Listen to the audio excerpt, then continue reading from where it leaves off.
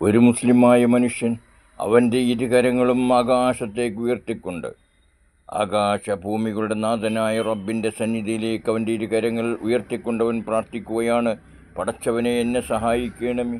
പടച്ചവനെ, എൻ്റെ രോഗങ്ങളെ മാറ്റിത്തരയണമേ. പടച്ചവനെ, എനിക്ക് ഐശ്വര്യം നൽകണമേ. പടച്ചവനെ, എൻ്റെ സമ്പത്തിൽ വർധനവ് നൽകണമേ.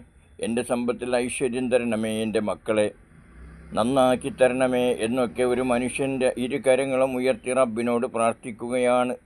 പക്ഷേ നബി സല്ലല്ലാഹു അലൈഹി വസല്ലമ ചോദിക്കുകയാണ്: അങ്ങനെ പ്രാർത്ഥിക്കുന്ന ഒരു മനുഷ്യന് എന്തുകൊണ്ട് ഉത്തരം ലഭിക്കുന്നില്ല?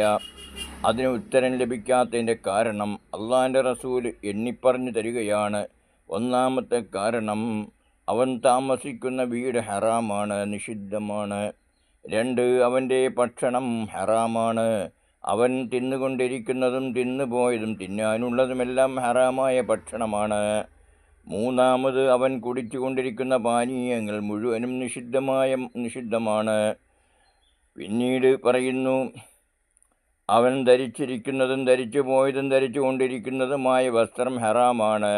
ഇവയെല്ലാം നിഷിദ്ധമായ രീതിയിൽ സമ്പാദിച്ച് കൂട്ടിയതാണ് എങ്കിൽ ആ മനുഷ്യൻ ഇരുകരങ്ങൾ എത്ര തന്നെ നേരം ഉയർത്തിപ്പിടിച്ച് മേളിലോട്ടിരു കണ്ണുകളും ഉയർത്തിപ്പിടിച്ച് കരഞ്ഞുകൊണ്ട് പ്രാർത്ഥിച്ചാലും ശരി, പക്ഷേ അവന് ഉത്തരം ലഭിക്കുകയില്ല. അവനെങ്ങനെയാണ് ഉത്തരം ലഭിക്കുക? ആദ്യം അവൻ ഹറാമിൽ നിന്ന് മുക്തമാകട്ടെ, എന്നിട്ടാവാം അവൻ്റെ പ്രാർത്ഥന അള്ളാഹു സ്വീകരിക്കപ്പെടുക.